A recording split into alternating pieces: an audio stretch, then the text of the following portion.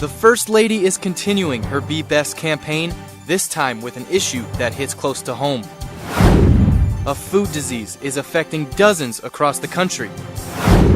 And in sports, a preview of Ohio sports' homecoming schedule.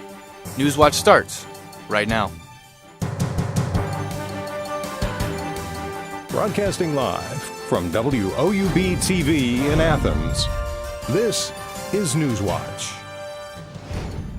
Here in Ohio, almost 5,000 people died from a drug overdose in 2017. Good evening. I'm Joe Hennessy. Thanks for joining us. The First Lady is speaking out about issues related to the opioid epidemic. First Lady Melania Trump visited an intensive care unit at Thomas Jefferson University Hospital in Philadelphia today to talk about these issues. She spoke about newborns who are exposed to opioids while in the womb. The conditions a baby endures when suffering withdrawal symptoms is known as neonatal abstinence syndrome, or NAS. The First Lady learned about a national NAS tracking system that is being developed by the Department of Health and Human Services. As many of you are aware, a big part of my Be Best campaign focuses on opioid abuse and the effects it has on children. There are few things harder to bear than seeing a newborn suffer, and I'm anxious to do all that I can to help shine a light on this epidemic. I'm proud of the administration's continued efforts in fighting opioid addiction. The First Lady was late for the visit after her plane was forced to return to Washington due to a reported burning smell and smoke in the cabin. It was a minor mechanical issue and no one was hurt. A different plane was used to travel to Philadelphia. Leaf pickup in Athens has started this week. This map shows the areas and dates loose leaves will be picked up. This week is Area 1. Bagged leaves can be purchased for $1.50 through the Yard Waste Program. Pickup requests can be made through the Engineering and Public Works Department by calling 740-593-7636. And speaking of leaves, the warmer weather this season has delayed fall colors on trees. But now that it is getting cooler, those gorgeous fall colors are expected towards the end of the month. According to the Ohio Department of Natural Resources, the state is about a week or two behind on fall colors. The parks in southeast Ohio are changing, but still mostly green and less than 25% color. Though this month has been warm, fall weather is now here in full force. A freeze warning will be in effect until 10 a.m. tomorrow. This means that sub-freezing temperatures are imminent or highly likely, according to the National Weather Service in Charleston. The freezing temperatures could kill vegetation or damage outdoor plumbing. The affected areas are Washington, Morgan, Athens, Vinton, Perry, and Jackson.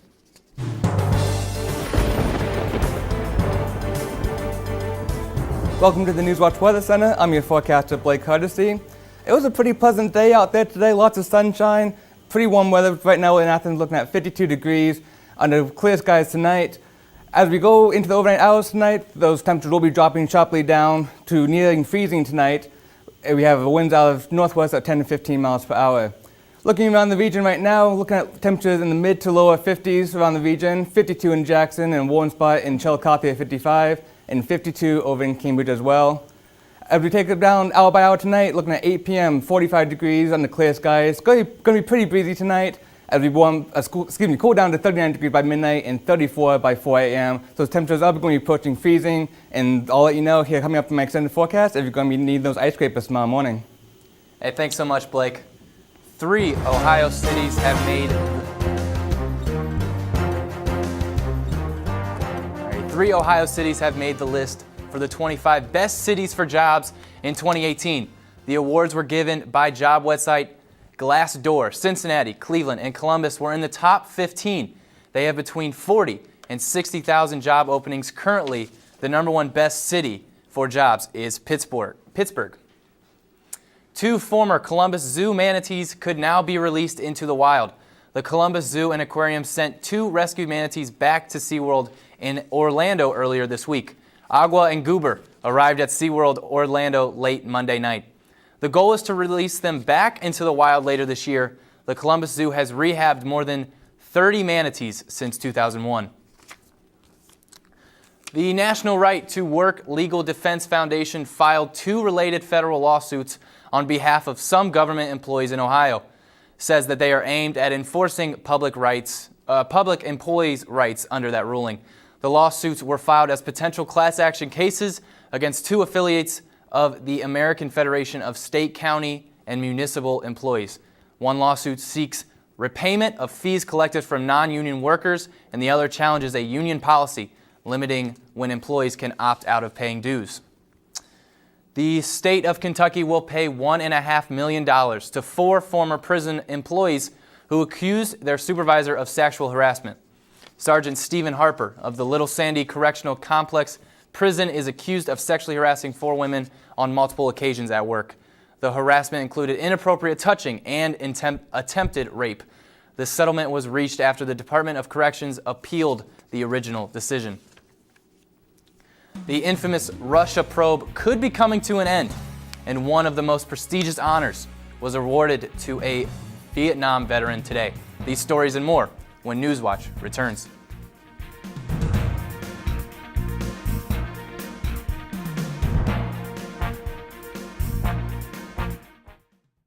This fall is going fast, but don't get bored on us mid-season now. The playoff picture is starting to develop, and every game that we bring you will have playoff implications. Right now is one of the most exciting times of the fall. Which means you can't afford to miss Friday nights with us. Live at 11:30, Gridiron Glory is here for you. And check out our Snapchat, Facebook, Twitter, and YouTube pages all throughout the week. They're chock full of coverage. So start your weekends with us. And remember, there's nothing better than Friday nights in Gridiron Glory. This is a box that showed you a world beyond your own. It was just a box, but the world has changed, and so have we. And now the box can be almost any size or shape. And you decide what you want to explore. Anytime, any place. Break out of the box with PBS. I'm such a huge fan of PBS. For my entire life, it's been our window into a world of the arts that isn't available anywhere else on TV. We learn about our numbers and our letters and singing through music, through the incredible children's programming they have. And then we grow up and we get to see the world of the arts, whether it's ballet or opera or Broadway, and so many other amazing moments that you wouldn't get anywhere else except for PBS. I loved Ken Burns' series on the Civil War. It was deeply impacting. I love history. To have those stories told through these letters, through stories of love and loss, it rewrote the book on how to tell a story. When television was invented, there were a lot of people who had dreams about what it could do. I think PBS still aspires for and often succeeds at reaching the highest ideals of what television could be.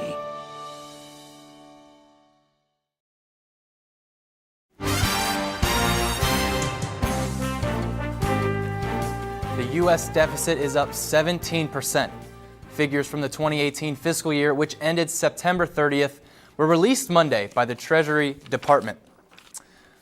At $779 billion, the federal government's credit bill is at its highest since 2012. This is due in part to Social Security and interest on the federal debt. Spending also ballooned 3% over the previous year after a bipartisan defense budget deal in 2017. The Committee for a Responsible Federal Budget Organization warns that rising debt levels could bring the deficit to $1 trillion as soon as next year. Let's see if I can make you a millionaire tonight. Our first winning number tonight is 69. The Mega Millions lottery has increased their earnings, and the new jackpot is now at $900 million. There was no winner in last night's drawing, and that person would have won $667 million or a cash lump sum of $380 million. The prize has been growing since July 24th, and the next drawing for the $900 million is on Friday. Saudi Arabia is finding itself increasingly isolated because of the unexplained disappearance of prominent Saudi journalist Jamal Khashoggi. Several U.S. and European CEOs have already dropped out of an investment conference in Saudi Arabia next week. The Crown Prince Mohammed bin Salman may see more economic effects as the investigation into Khashoggi's disappearance continues. And as CNN's John Defturis tells us, there's over $1 trillion of investments in Saudi Arabia at stake. The 33-year-old son of the king seized power last year to become crown prince. He's offered Western companies a volatile mix ever since. A high-profile 2030 economic reform plan with cutting-edge megacities, coupled with heavy-handed moves to consolidate his grip on power. And now the apparent death of Saudi journalist Jamal Khashoggi, a frequent critic of his leadership. The game changer has been on the Saudi side, that they act in this way against a perceived opponent. And I think U.S. businesses, and indeed all international businesses, are going to have to take that into their calculation. So why has Western business remained so engaged in the kingdom? Primarily because Saudi Arabia remains the #1 oil exporter in the world, which has fueled an infrastructure boom well before the current crown prince came on the scene. So you have that combination of oil income and the leadership committing to delivering key projects and investments that other markets around the world don't have, and that's why potentially Saudi Arabia is one of the most attractive markets anywhere.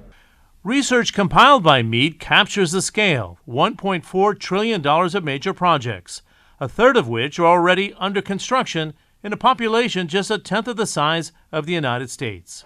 Wow. Last year, I toured the Haramain train station, part of a $14 billion rail network that will link the port city of Jeddah to the holy sites of Mecca and Medina. This is only the start. We will go more and more bigger and bigger and better. The oil price collapse between 2014 and 2016 slowed down master plans at Haramain and scores of other projects. But new state-of-the-art buildings, metros, and economic sites can be found everywhere. His Royal Highness, Prince Mohammed bin Salman. The young crown prince marched in and added a layer of complexity with his 2030 plan, which is dependent on Western know-how and political predictability, which seems to be lacking now. U.S. businesses are going to think long and hard about how they're going to continue their relationships with Saudi Arabia when this particular government takes actions of this nature. There's a big bounty in the kingdom for international business, but great risk now as well. John Defterius, CNN, Abu Dhabi. A senior Turkish official said today audio recordings provide gruesome details of the alleged killing of Khashoggi. It has been a week since Hurricane Michael ripped through Florida's panhandle. Today, Florida officials confirmed 3 more deaths in Bay County. This brings the death toll from Hurricane Michael to at least 32 people, 22 in Florida alone. It is not immediately known how the people died, but sheriff's deputies say they're finding more victims as the water recedes. The exact number of missing persons isn't known. The Florida Department of Health is providing an online form to help get a count of those unaccounted for or needing help. Deputy Attorney General Rod Rosenstein has indicated he wants Special Counsel Robert Mueller's Russia investigation to conclude as soon as possible. That's according to a Bloomberg report citing a U.S. official. A handful of defendants who pleaded guilty moved on to sentencings, but Mueller's office hasn't made any public statements indicating the probe is in its final stages. The two sides have gone back and forth for months over terms for the president to be interviewed by the special counsel. It came to light last week that Trump's legal team was preparing to answer written questions provided by Mueller. Vietnam War veteran Sergeant Major John Canley has been awarded the Medal of Honor.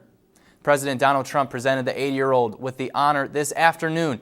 Canley is a retired member of the Marine Corps and received the award for his service during the Vietnam War. He carried wounded soldiers to safety, even though he was injured, and he took charge of his company when he was commanding officer while injured.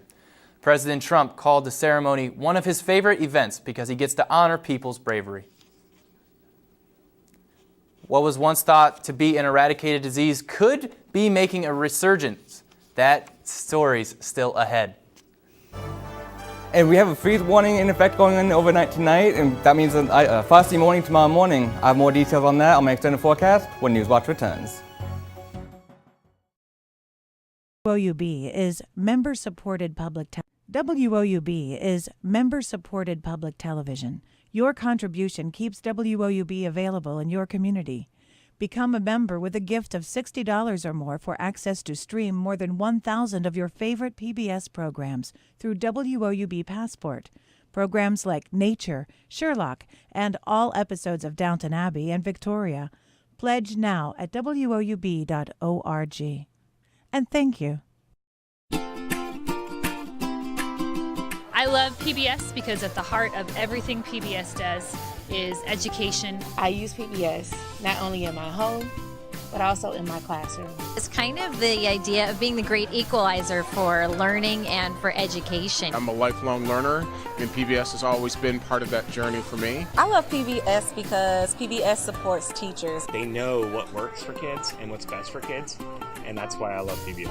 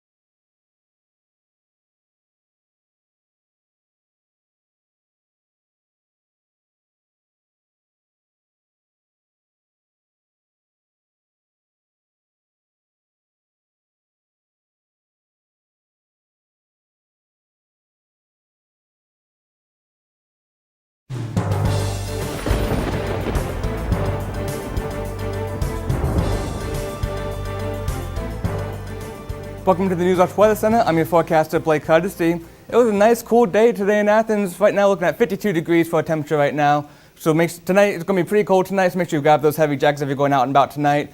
Right now, we have winds out of the northwest at 10 to 15 miles per hour. Looking across the region right now, clear skies for most of the area. 55 is our one spot out over in Chillicothe, 52 up in Cambridge, and 52 here in Athens. We take a look for tonight in Athens, looking at a low of 32 degrees, so it's going to be a very cold night. We do have a freeze warning in effect tonight that goes in effect at 1 a.m. till 10 a.m. tomorrow by the National Weather Service. So make sure you protect those sensitive vegetation. If you have any fall flowers out there, make sure you want to cover those up so they don't die off on you. Winds out of the northwest at 5 to 10 miles per hour. Hour by hour tonight, looking at 9 p.m., 44 degrees. It's going to be a pretty blustery night. And at 1 a.m., that freeze warning goes into effect. And by 5 a.m., going down to 34 degrees. Our low for tomorrow is going to be 32 degrees, which is the freezing mark. So you make sure you give yourself a few extra minutes to make sure you scrape off those windshields if you have any frost on them. So overnight lows across the region, 32 here in Marietta as well, 33 in Ripley, and 32 in Cambridge. So most of the area is going to be hitting that freezing mark of 32 degrees. So it's going to be a pretty cold night tomorrow night. That's going to continue to tomorrow morning, 8 a.m., looking at 32 degrees at that bus stop. So make sure you wrap up those kids in those coats, maybe a few gloves and a scarf. It's going to be a little bit nicer by noon, 48 degrees. Nice sunny day though. By 4 p.m. looking at 52 degrees. So it's going to be another cold night ahead tomorrow as we go into the next couple of days. Tomorrow night I'm looking at a high of 52 degrees. The winds are going to be calming down a little bit. It's going to be a very nice, pretty day. Lots of sunshine and calm winds at 0 to 5 miles per hour out of the northwest. Tomorrow, high temperatures around the region, 52 in Athens, 53 in Ripley, 53 as well in Ironton, and 49 as a cool spot over in Cambridge. And as we take a look for the next day, we have our game day forecast this weekend in Athens. Is OU homecoming this weekend. Looking at right now, high temperature 57 degrees. It's going 50 degrees at kickoff at the moment. You might have a few morning showers as we go into Saturday morning. Hopefully those are moving out soon. We will be keeping an eye on that to update you as those come along. And as we look for the extended forecast, Friday you're looking at 60% chance of rain. That goes into Friday. That's going to be hopefully pushing out of the area. And look at this, lots of sunshine in the next couple of days, staying in mostly the mid to upper 50s. And by middle of next week, looking at 57 degrees, that sunshine is not going anywhere. Nate, back over to you. Thanks, Blake. It's a virus that starts out harmful but could lead to paralysis. Acute flaccid myelitis has been reported in at least 22 states and mostly affect children. Doctors are baffled as to how it spreads as the Centers for Disease Control investigates. Meredith Wood has more in today's Health Minute. Parents, beware. A polio-like illness is impacting children across the country. Acute flaccid myelitis, or AFM, usually occurs this time of year and mainly affects children. The average age of patients is 4 years old. The Centers for Disease Control and Prevention is investigating 127 potential cases of AFM, and of those, has already confirmed 62 cases in 22 states. Early symptoms mirror those of a common cold: cough, congestion, fever. But then all of a sudden, it changes into something far more concerning, and doctors are baffled as to why. What is alarming and what very frightening is that they suddenly develop weakness. Typically it's in an arm or a leg, but it sort of comes out of the blue. For some children, that weakness can turn into paralysis as the virus that seemed like nothing more than a cold causes inflammation in the spinal cord. There's no specific treatment for this, but with rehab, a lot of times they recover a lot of the muscle strength. The scariest cases are when the muscle, the diaphragm muscle, which controls your breathing, also becomes paralyzed. While doctors still aren't certain AFM is contagious, they urge parents to make sure kids are washing their hands and keeping up with vaccinations as flu season begins. For today's Health Minute, I'm Meredith Wood. Almost 100 people across 29 states are sick due to salmonella. 92 people have been sickened. The Centers for Disease Control and Prevention says live chickens and other raw chicken products are to blame. A source for the contaminated meat has not been identified. This strain of salmonella is resistant to antibiotics normally used to treat it. Now let's head over to Nick to see what's coming up in sports. It's time for some sports. Hi everyone, I'm Nick Orsini. Ohio soccer returns to Chesterfield for the final 3 games of their season. Hear from head coach Aaron Rodgers. Plus, homecoming is this weekend. Find out what other Bobcat sports are in action next on Newswatch. And stay tuned to WOUB. Here's a look at what's coming up tonight on your public television station.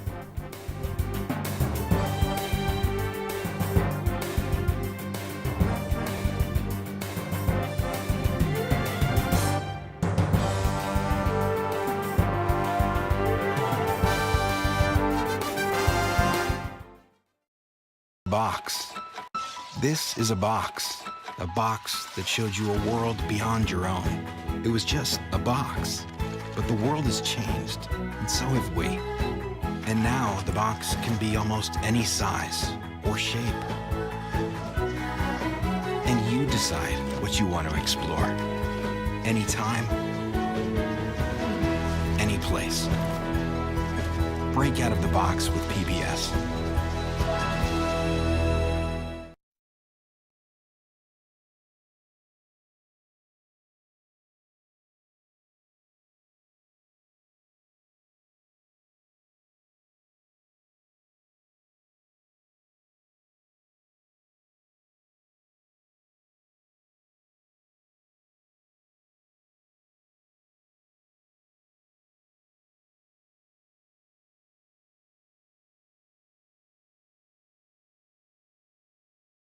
I'm such a huge fan of PBS. For my entire life, it's been our window into a world of the arts that isn't available anywhere else on TV. We learn about our numbers and our letters and singing through music, through the incredible children's programming they have. And then we grow up and we get to see the world of the arts, whether it's ballet or opera or Broadway, and so many other amazing moments that you wouldn't get anywhere else except for PBS.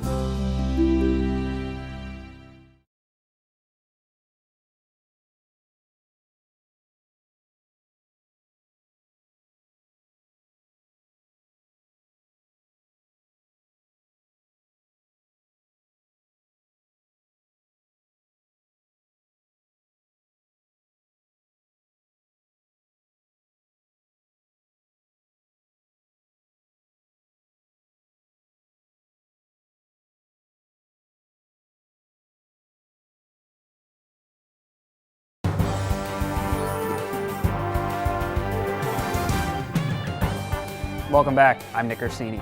The Ohio soccer team begins a 3-game home stretch beginning tomorrow with Northern Illinois.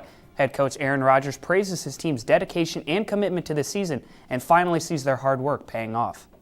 It's really exciting for this group because they've earned this opportunity. They've put themselves in a position where they can finish higher than the team has finished in a long, long time. And I think that's really exciting, and it's really down to their commitment and their collective belief with each other that we have this opportunity. First touch is set for 3 p.m. tomorrow, and Sunday against Western Michigan is set for 1 p.m. One of the best weekends in Athens is almost here. For all the alumni coming back this week, here are some sporting events to attend. Field hockey returns to Athens with a 3 p.m. game against Kent State on Friday. The volleyball team plays Western Michigan on Friday at 7 and Northern Illinois at 6. The football team matches up with Bowling Green on Saturday for a kickoff at 2 p.m. Follow WOUB Bobcat Sports Showcase for all the updates from this jam-packed weekend. To the ice, the Columbus Blue Jackets return to Nationwide after an 8-2 lopsided loss to the Tampa Bay Lightning. The Jackets start a 3-game home stretch with a visit from the Philadelphia Flyers. The two Metropolitan Division rivals started the season very similar, with the Flyers having a 3-3 record and the Jackets have a 3-2 record. Columbus is averaging 3.2 goals per game, while their defense is allowing 3.8 goals in their first 6 games of the season. Puck drop in Nationwide is set for 7 p.m. tomorrow night. The Astros just lost 8-2 in Game 3 of the ALCS, but they are making some other headlines after Major League Baseball is opening an investigation. After Game 1 of the ALCS, which Houston won 7-2, an Astros employee appeared to be seen shooting video from the photographer's pit adjacent to the Red Sox dugout. The Astros say they had the employee there to monitor whether the Red Sox were doing anything outside of the rules. However, Cleveland.com reports the Indians filed a complaint with MLB about the Astros trying to film their dugout during Game 3 of the ALDS. There was an earlier instance in August about players relying stolen signs during games. The investigation is still ongoing in the midst of the Astros' quest to try to reach the World Series for the 2nd year in a row. And tune into SportsBeat tomorrow on 1340 AM WOUB. Host Lucas Moore and producer Russ Heltman preview the upcoming weekend for Ohio athletics. Plus, quarterback Nathan Rourke is live in studio to discuss Ohio's remaining schedule and their homecoming game with Bowling Green. It all goes down tomorrow night, 6 p.m., 1340 a.m. WOUB. Well, that's a wrap for sports tonight. I'm Nick Orsini. Joe, back over to you. Thanks, Nick. The man behind the biggest bird on Sesame Street is leaving the best-known block in the world. Puppeteer Carol Spinney announced this morning that he is retiring from the roles of Big Bird and Oscar the Grouch. Spinney has performed both characters since the children's show premiered in 1969. Before joining the show, he served in the Air Force, then worked in Las Vegas. He eventually met Jim Henson at a puppetry festival in 1962, and the rest, as they say, is history. Spinney won several awards, including 6 Emmys and 2 Grammy honors. Now over to Blake for the final weather report. Well, it's going to be another cold night in Athens tonight. Overnight lows tonight is going to be 32 degrees. Very cold night. We are under a freeze warning tonight from the National Weather Service. That goes into effect at 1 a.m. tonight and goes until 10 a.m. tomorrow. Right now we have winds out of the northwest at 5 to 10 miles per hour.